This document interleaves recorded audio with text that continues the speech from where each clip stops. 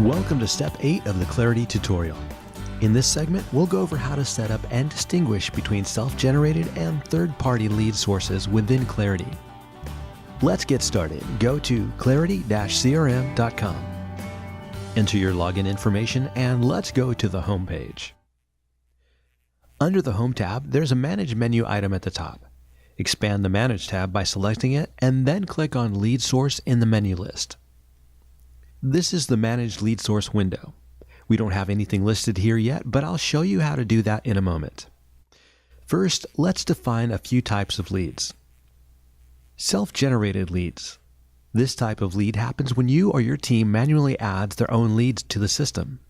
This potential client may have called in or contacted you for business, or it was somebody you already knew.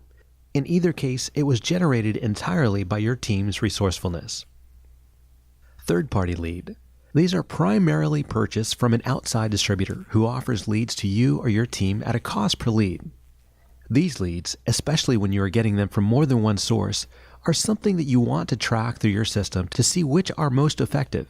There are reports within Clarity that will show you how they perform compared to other sources. This is an important reason for this section here. Let's take a look at what it takes to add a lead source.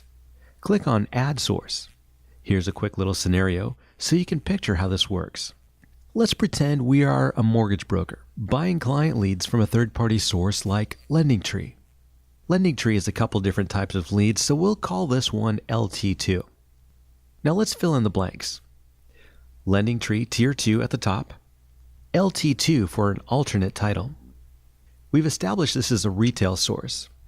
Under Provider, Clarity has a couple of preset providers in place already. But if you don't see what you are looking for, just use the custom title for now.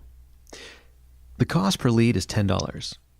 Make sure and click the Active Lead box. This turns the lead source on and off.